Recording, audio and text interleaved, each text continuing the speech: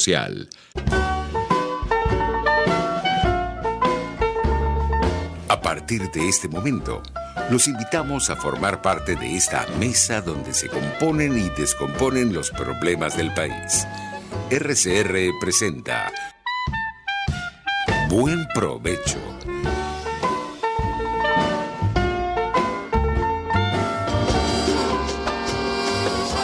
La voz de la diáspora en Buen Provecho con el profesor Tomás Páez.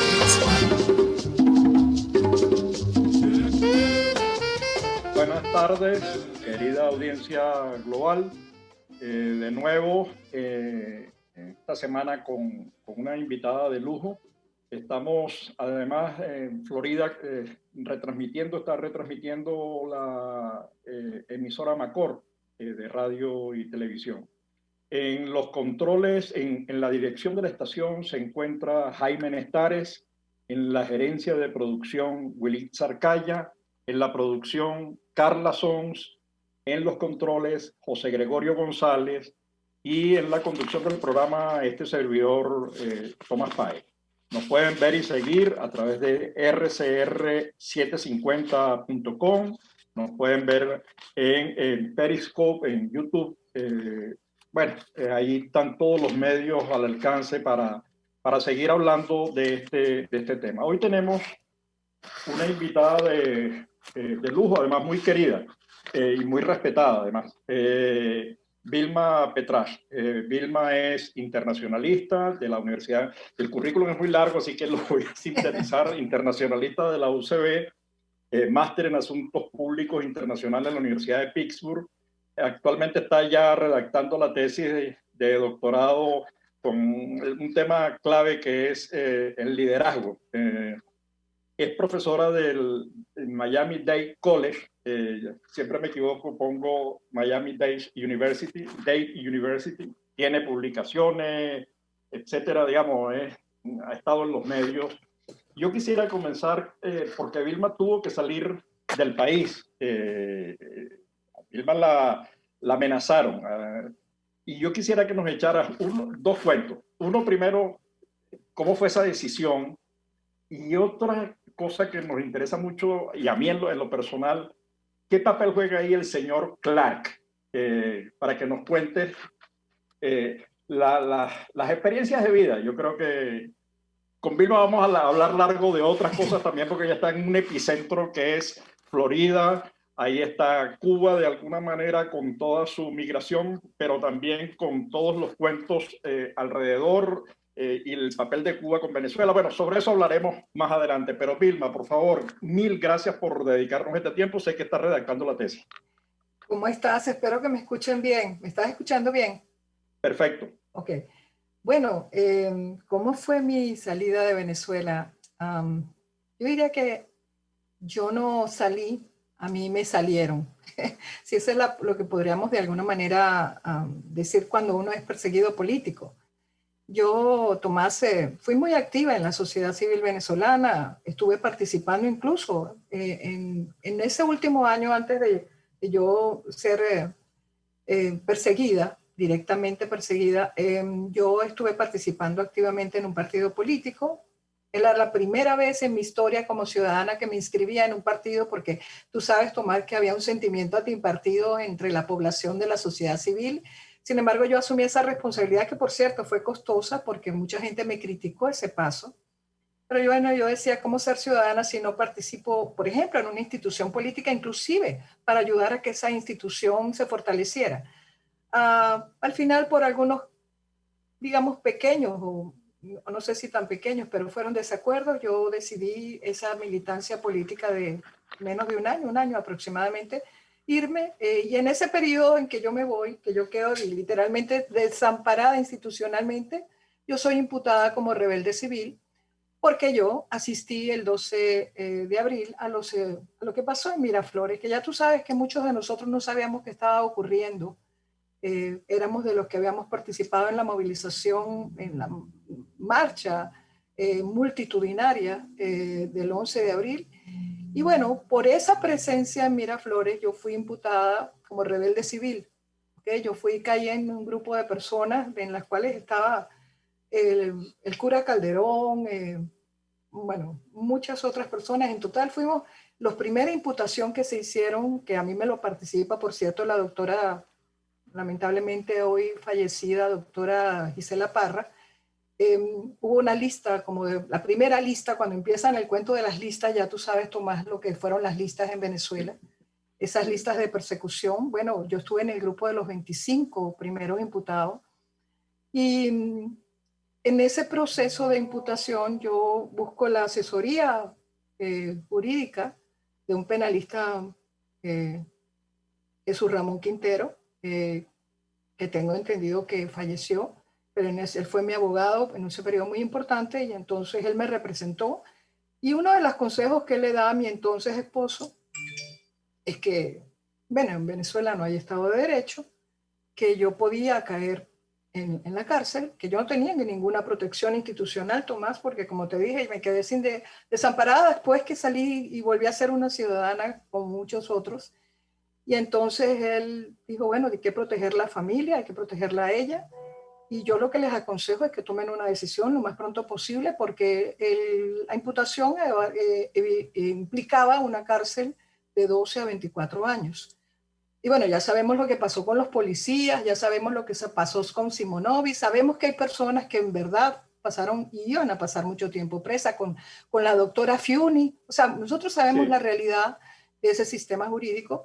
Que por cierto, ahorita está recogido en los informes de Bachelet y el demoledor informe de la Comisión de Determinación de Hechos, que en 2043 párrafos resume, sintetiza la gravedad de un Estado, bueno, donde es inexistente, no hay Estado de Derecho y hay una demolición institucional de la justicia en Venezuela. Sí, ese momento ya estaba claro lo que estaba pasando, y entonces mi entonces esposo tomó la decisión, más que yo, porque yo creo, Tomás, que yo nunca hubiera tomado esa decisión. Yo tengo que decir que tuve que salir con mucho tranquilizante de Venezuela. Yo salí muy mal y todavía lo recuerdo y me conmueve esa experiencia, porque yo fue la última vez que vi mi casa, que vi mi país. O sea, ese día fue el 4 de noviembre del 2004. Yo salí de Venezuela y más nunca volví.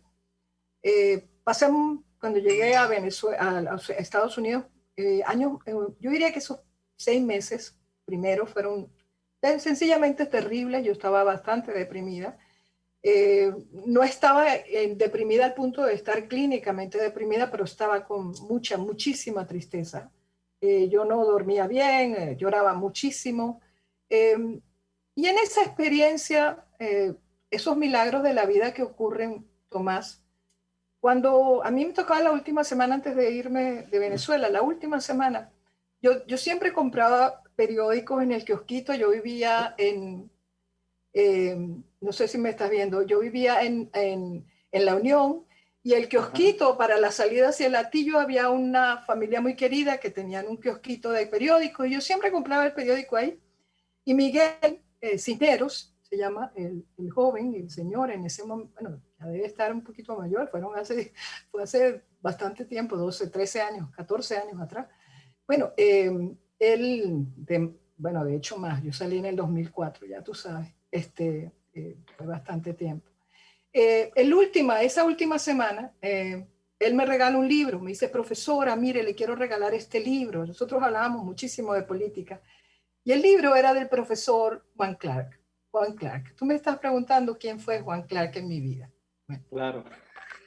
Pero es que Juan Clark fue, tú sabes, esas personas que te cambian la vida porque te hacen ver la vida. Te hacen ver la vida del exiliado, que una parte importante de la vida de cualquier exiliado es nunca olvidar lo que somos. Pero además, para podernos construirnos, tenemos que construirnos sobre la base de lo que somos. No podemos perder la memoria de lo que somos. Y además nunca la vamos a poder perder, pero hay que posicionarse en esa situación de ser exiliado. Y entonces él me dice, bueno, te cuento esto porque ese libro se llamaba un libro sobre la Revolución Cubana, la gran obra de Juan Clark. Y bueno, en este tiempo que yo estoy aquí ya en Estados Unidos, sumamente deprimida, llega un señor a mi casa, que no me preguntes, Tomás, porque yo no sé por qué ese muchacho venezolano, la profesora Petras llegó, yo diría que bastante conocida, él de alguna manera me contactó con otra persona y llegó este muchacho a mi casa con dos personas, un señor llamado Inocencio y el profesor Juan Clark. Inocencio, si no recuerdo, Palacios, era una persona que, como muchos cubanos, y no sé si creo que era verdad, dice que estuvo muy cerca del poder, de un momento salió exiliado, del fidelismo, etcétera. Entonces, esa etapa que muchos cubanos aquí la expresan, ¿no? Pero el doctor Juan Clark, bueno, yo no sabía, él me presenta al profesor, él es un profesor del Miami-Dade College, y él empieza a hablar conmigo, y yo le digo, ¿cómo se llama usted? Dijo Juan Clark. Le dije, Juan Clark, usted se llama Juan Clark. Y él no sabía porque yo le estaba preguntando esto, Tomás. Claro, claro. Y entonces yo voy a la biblioteca mía, agarro el libro y le digo, mire, ¿usted escribió este libro? Me dijo, sí. Yo le dije, profesor, usted no lo va a creer. Este fue el último libro que yo recibí antes de venirme a los Estados Unidos. Y él me dijo, eso era premonitorio, ¿no? Sí. Profesor del Miami-Dade College, emérito, claro. Una persona que había combatido, fue uno de los combatientes muy joven en Bahía de Cochinos. Lo podríamos llamar que era un héroe de la comunidad. Y él me dijo, profesora, le voy a decir algo. Porque yo le dije, ¿qué fue usted? ¿O qué es usted? Yo le digo, no, ¿qué fui? Me dijo, no, ¿qué fue? ¿Y qué es? Nunca hablé de usted en pasado. Yo le dije, bueno, yo soy profesora. Me dijo, usted es profesora y usted va a ser profesora. Él me consiguió una entrevista cuando yo todavía no tenía ni siquiera el permiso de trabajo para conversar con la profesora, la directora del Departamento de Ciencias Sociales de Kendall, del Miami-Dade College en Kendall. ¿Sabes que este es un college muy grande, sí, que tiene muchos campus, ¿no? Y este era el que estaba de verdad muy cerca de mi casa. Bueno, y esa entrevista, la profesora me dice, bueno, me habla conmigo. Resulta que yo también había sido, por cierto, profesora de asuntos norteamericanos. Casi estuve a punto, por distintas situaciones burocráticas, de dirigir el Centro de Estudios Norteamericanos de la Universidad Simón Bolívar. Enseñaba un curso sobre Estados Unidos. Tenía mucho tiempo estudiando el tema de la democracia americana, de sus instituciones, y ella me dice, me ve mi currículum, yo le digo de esta experiencia, de lo que yo hice en la Simón Bolívar, y ella me dice, apenas usted tenga permiso de trabajo, profesora, llámeme. Bueno, estoy hablándote de que faltarían 2 meses para que, sabes que aquí a los 150 días de haber aplicado al asilo, que yo apliqué la primera semana del 2005, el primer mes del 2005, en este caso en enero. Y entonces, bueno, me llegó el permiso de trabajo. Cuando me llega, yo inmediatamente lo abro y digo, me llegó el permiso. Yo a los 10 minutos estoy llamando a la profesora. Y ella me dijo, véngase, que usted tiene trabajo. Oye, pero eso es milagroso, ¿no? Digamos, es milagroso. El libro del Señor en la Unión. Conseguirte con el profesor en Miami. Luego, que te quiero decir, Tomás, que es algo increíble, porque si a mí me preguntan cómo llegó el profesor Juan Clark a tu casa, Vilma, yo no sé. Ese milagro, ese milagro que es Dios y es la vida, y que me llevó a recuperar o a rehacer mi vida en el exilio siendo lo que soy. Tomás, mi pasión es la educación. Yo pudiera haber hecho cualquier otra cosa y seguramente, como todos los exiliados, mucha gente que emigra, pues se reinventan, pero mi pasión siempre fue enseñar. Y eso fue lo que me hizo a mí tener mi camino, inclusive en algún momento de mi vida, porque estuve 5 años enseñando en Miami-Dade College, me voy por un tiempo porque en ese proceso yo me divorcio y me toca salir a trabajar a mantener a mi familia, como nos pasa a nosotros los luchadores en el exilio. Y fui productora de televisión, que por cierto mi formación me ayudó a ser productora de programas importantes de opinión y análisis del sur de la Florida, como el de Oscar Aza, como el de Pedro Sepsek. Estuve trabajando en el canal 41, gracias por cierto a mi parte educativa, porque el profesor, el que era entonces dueño del canal, en una de estas cosas que me empezaron a invitar como analista. Y yo por esas otras cosas de la vida y estas casualidades consigo a un amigo venezolano, Johan Peroso, que me presenta a otro profesor de la Universidad Pontificia de Salamanca que estaba de visita y resulta que quieren hacer un análisis sobre las elecciones de Estados Unidos. Yo en ese momento era simplemente una invitada en el Canal 41 y me invitaban. Entonces él me dice, bueno, ¿y por qué no me ayudas a organizar un seminario? Bueno, a la semana yo le tenía una lista así de grande de gente, de estadio. Bueno, yo tenía ya todo organizado el seminario sobre las próximas elecciones, las primeras donde fue electo Barack Obama, la primera vez. Y entonces, cuando yo voy al Canal 41, porque me piden llevar a una persona de medios, a una persona que pudiera hablar del papel de los medios en las elecciones, yo voy ya como invitada, pero bueno, pido una cita con Omar Romay, Omar, a quien yo quiero mucho también, otra persona emblemática en mi vida. Y él me dice, bueno, yo estoy hablando con él y entonces, bueno, vamos a ver. Y en ese invito al que era en ese momento el director de noticias, Miguel Cosío, para que vaya. Me llevo a Freddy Balcera, otra persona que era muy importante en el partido, en uno de los partidos, en este caso el Partido Demócrata. Me llevo otra persona del Partido Republicano, Tony Cotarello. Yo estoy, tú sabes, yo hablando ya con las personas que ya conocía de ese mundo. Y entonces él me dice, ¿por qué no te quedas a ayudarme a producir, a multiculturalizar, a descubanizar? Es que él me dijo, no descubanizar en el sentido de quitarle el contenido cubano, sino... Pero espérate, Vilma, porque tenemos que ir a corte. Estoy emocionado con lo que me estás contando. Quiero dejarlo para el siguiente segmento y empalmarlo con el tema de los cubanos y Miami y el tema de la migración y la política. Okay. Pero eso al retorno. ¿Cómo no?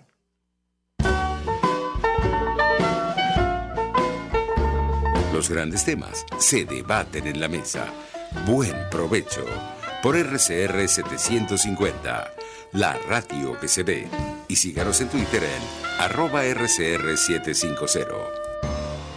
Sintonícenos a través de Periscope, @RCR750, la radio que se ve. ¿Te imaginas unos deliciosos y súper cremosos helados libres de azúcar, libres de lácteos, libres de huevos, libres de gluten, libres de culpas? Te lo tengo. Heladería Vegan Fruit lo hizo posible y aptos para todo tipo de personas. Los heladitos Vegan Fruit los encuentras en los mejores supermercados y tiendas de delicateces. Síguelos en las redes. @heladería Vegan Fruit. Amor vegano y cremoso. Amigos, nace un nuevo concepto de farmacia en Venezuela. Farmacia CVS y más. Todo lo demás. En Farmacia CVS, en español CVS, lo consigues todo en un solo lugar. Salud, belleza, hogar y comida. Un nuevo concepto en todo para un nuevo concepto de vida. Farmacia CVS y más está en el CCCT nivel C1, frente a Beco y al lado del Banco Mercantil. En Instagram, FarmaCVS. Farmacia CVS y más. Todo lo demás. RCR 750 AM, porque lo bueno une.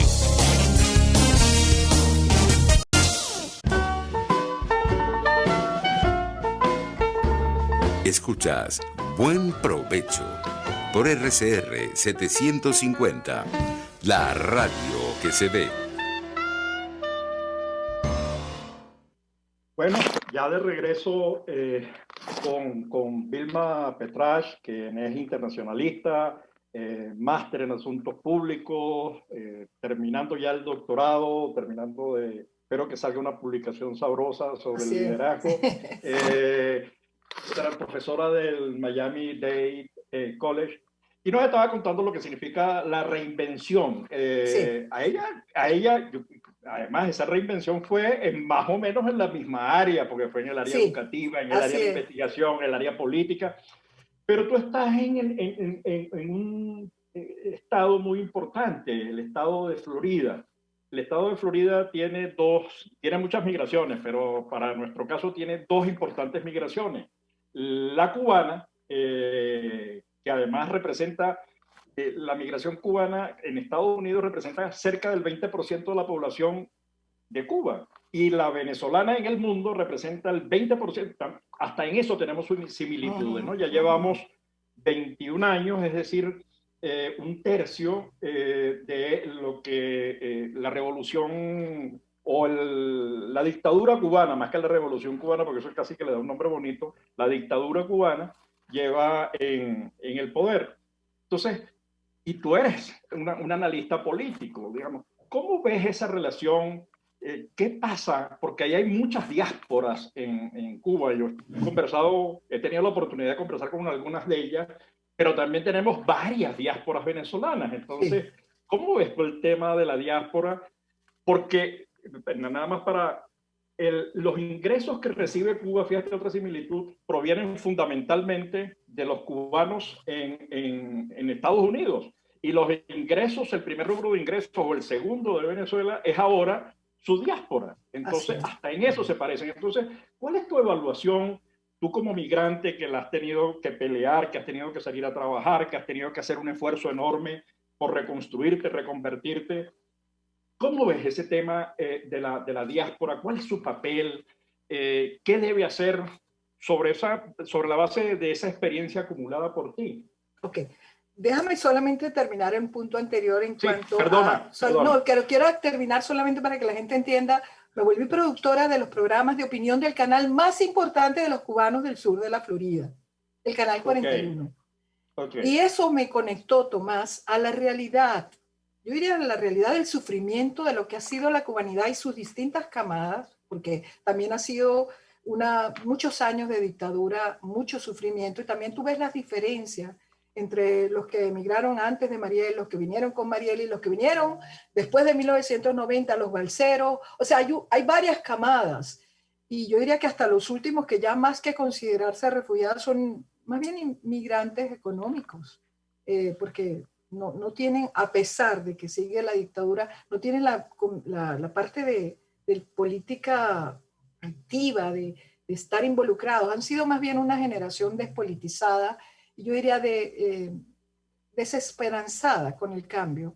Y cuando ya ven la salida para Estados Unidos es como, bueno, allá lo voy a hacer, pero entonces regresan a Cuba, siguen con el contacto con la isla. O sea, la comunidad cubana, una de las cosas que yo aprendí es que no tiene una sola lectura, como nos está pasando a nosotros los venezolanos, ¿sabes? Sí, No, o sea, no es lo mismo hablar con una persona como el profesor Juan Clark, que fueron de los primeros que salieron, que lucharon realmente contra la dictadura. Él fue parte digamos, de los que fueron a Bahía de Cochinos, de esta primera camada de personas que salieron porque eran opositores, a veces distintas camadas digamos, de cubanos que han tenido que salir de la isla, que unos son, podríamos decir, propiamente exiliados, el exilio histórico, otros son distintas camadas de refugiados hasta llegar a una población actual más joven que no se siente identificada con los mismos parámetros.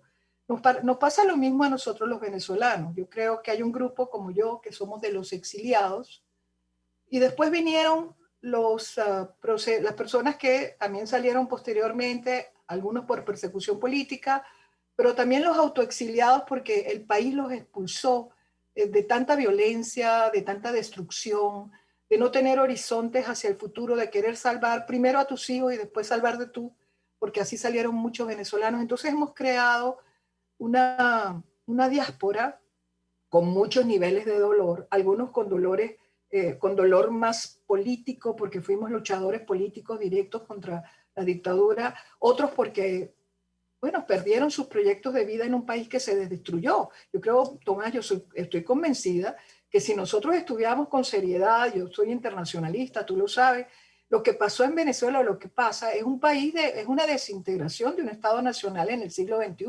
porque difícilmente lo que existe en Venezuela hoy, independientemente de que exista todavía la entidad llamada Venezuela, de que exista algo que dice ser gobierno y de que exista una sociedad, ya sabemos que el concepto de la sociedad está roto, de la nación está roto, hay una nación en diáspora. Entonces ha creado una problemática compleja que ha hecho que hoy la nación venezolana sea una nación desperdigada por el mundo. Estamos en todas partes, Tomás. Yo podría decirte 90 países y 300 ciudades. Bueno, tú eres un estudioso de eso, 90 países y 300 ciudades. Yo pertenezco a una de las ciudades donde probablemente es muy activa, pero fue una de las primeras, pero después esto se generalizó, de manera que hoy tenemos venezolanos en todas partes, y el sabor de lo venezolano, y la nostalgia de lo venezolano, y la presencia de lo venezolano está metida Está tan metida que, bueno, ya tú sabes que hasta fuimos parte de la campaña electoral de los Estados Unidos, más allá de lo doloroso que puede haber sido y lo que pasó y cómo nos polarizamos también por esa campaña, tristemente. Pero en todo caso, hemos estado metidos en todos los procesos, que si hay un caso como el terrible de la muchacha de Argentina, tú ves a los venezolanos movilizados porque hay una violación de una joven y tú ves la sociedad activa, porque una de las cosas que le pasa al exilio, en sus diferentes camadas, pero sobre todo los que hemos vivido, yo creo que el país que probablemente, mutatis mutandis, Cuba es lo más comparable a nosotros, pero yo creo que el país que más ha sufrido el costo humano del exilio, de la desintegración nacional, del tener que emigrar de una manera sumamente dolorosa, ha sido, yo diría que uno de los países que más ha sufrido, comparable con países como Siria, donde ha habido guerras. Bueno, nosotros tenemos la guerra, para mí, en mi opinión, de un régimen contra la sociedad, literalmente. Pero sí, tenemos unos niveles de desintegración y de horror, de destrucción, de tristeza, de historias, de vidas rotas, que yo creo que pocos países en el mundo, porque tal vez lo puedes comparar más cercanamente con los cubanos, pero los cubanos encontraron en este país una segunda nación, una segunda patria. Nosotros ahorita la patria la llevamos en el corazón y estamos desperdigados en el mundo. Yo amo a los Estados Unidos, yo tengo que decirte, yo me nacionalicé porque también, Tomás, mi deber era darle a mis hijos un país. Ellos tienen que ser ciudadanos de un país. Y porque yo también quería ser parte activa de una comunidad que me ha recibido y que me ha dado la oportunidad de ser ciudadano, pero también quiero devolverle, le he venido devolviendo de distintas maneras.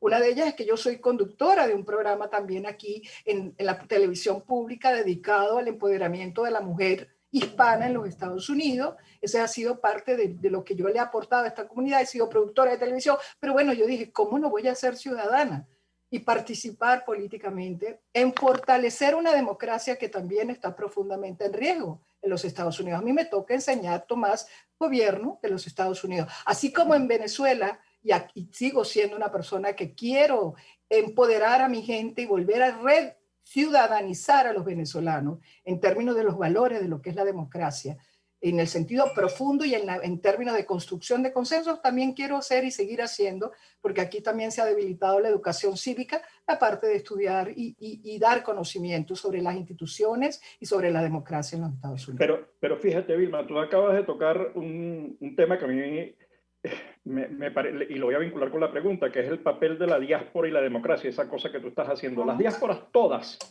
las diásporas, y Venezuela en eso puede dar una lección, igual que Estados Unidos, porque Estados Unidos creció con los irlandeses, con los chinos, con los polacos, con los italianos. Venezuela creció con los italianos, los portugueses, los españoles, los colombianos, etcétera, con todo el mundo, que sirios, libaneses, chinos, recibimos chinos, pero por montón. Estoy sorprendido en los números de nuestro observatorio, la cantidad de chinos y la historia y la relación que yo desconocía antes de meterme a trabajar el tema de la diáspora. Pero entonces, toda diáspora es positiva, toda diáspora reduce la pobreza global, toda diáspora engrandece al país de origen, engrandece al país de recepción y, por supuesto, al migrante mismo. Entonces, ¿cómo ves tú el papel del migrante y el papel del migrante y la recuperación de la democracia y la libertad en Venezuela? Si ves alguna posibilidad. No, ¿cómo lo ves? Sí, mira, Tomás, yo sí creo, primero yo no creo que ningún país muere. Los países cambian, se reconstruyen, aún los países que han pasado por guerras horribles, la reconstrucción pasa por su gente, y por reconstruir sobre todo, yo creo que es muy importante decirlo, Tomás, el concepto de la nación, ¿ok? De alguna manera también cuando tú te vuelves exiliado, ¿no? Y cuando te tienes que ir de tu país, te vuelves más nacionalista en muchos sentidos. O sea, te vuelves más, empiezas a recuperar los valores que como dicen en inglés, you take it for granted. Los tomabas como, bueno, están ahí, tú sabes, pero el attachment, el sentirse, el apego, el arraigo hacia el concepto de la nación, lo tienes más cuando eres exiliado, cuando sabes lo que perdiste. Porque perdimos a nuestro país. Lo perdimos en un sentido físico, pero el país está aquí. La emoción por el país está aquí, en nuestros sabores, mis hijos, Tomás. El pequeño se vino de 6 años y el otro se vino de 12 y son tan venezolanos que hablan con acento venezolano. No los he dejado perder el idioma. Para mí eso es parte de la identidad. Comen arepas como, bueno, para ellos es algo gourmet comerse una arepa. No importa si le pones cualquier otra. Comerse una arepa y una reina pepiada es lo máximo. La hallaca de Navidad, ellos emblemáticos, la ensalada de gallina. Uno de mis hijos decidió que la novia es más vegetariana, pero él come hallaca, él tiene que comer hallaca en Navidad, porque es parte de la identidad. O sea, lo que en mi casa, Tomás, enfrente de mi televisor hay una Ávila. Mi pintura que veo todos los días cuando me siento a tomarme un café enfrente del televisor es una Ávila. Un profesor el que, de Vermont que maneja las operaciones con lentes Google, tiene su primera lámina en la presentación, es el Ávila. Es una cosa... Vilma, contigo yo quisiera hacer, digamos, muchísimas cosas para hablar, pero nos quedan solo 2 minutos. Oh my God. Así que vas a tener que decir... En 2 minutos, vas a tener que sintetizar en 2 minutos las últimas cosas que nos quiere decir y yo darte las gracias por estar en este espacio semanal y decirle a nuestra querida audiencia global que la próxima semana seguimos en este encuentro. Pero Vilma, por favor, 2 cositas en 2 minutos. Bueno, en 2 minutos te puedo decir, el papel de la diáspora es fundamental. Yo creo, por ejemplo, en la universidad virtual, la reconstrucción de la educación en Venezuela. Yo estoy dispuesta, Tomás, como estás tú y tomamos mucho, porque hay una gran cantidad de profesionales que hoy estamos haciendo esto que tú estás haciendo aquí, online, estamos enseñando online, volver a la universidad desde nuestros espacios donde estemos es fundamental, reconstruir la educación en Venezuela es fundamental, en todos los niveles. Y yo creo que ese capital humano extraordinario que tenemos está dispuesto, y te digo, estamos dispuestos a hacerlo, yo diría sin cobrar nada. Lo que queremos es reconstruir la patria. De manera que si a mí me preguntan, ¿qué quieres hacer? Yo quiero ayudar a la formación de líderes y por eso, por cierto, estoy haciendo este doctorado. Segundo, quiero ayudar a recuperar la educación en Venezuela. Y si a mí me dicen, ¿qué quieres hacer? La cátedra que ustedes necesiten, que tenga que ver con recuperar la educación cívica en Venezuela, recuperar los valores democráticos, aquí estoy. Presente para mi país, para mi gente, para mi Venezuela, y lo voy a hacer desde cualquier espacio donde yo esté. Mil gracias, Vilma. De verdad que es aleccionador, es esperanzador lo que nos estás diciendo. Así que contamos contigo, contamos con todos nosotros, con esa diáspora que está dispuesta a participar en la reconstrucción de Venezuela. Mil gracias, Vilma. Gracias por invitarme.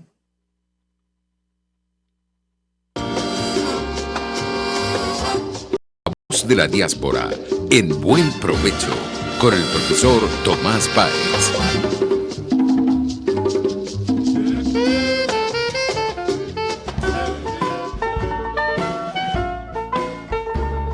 RCR presentó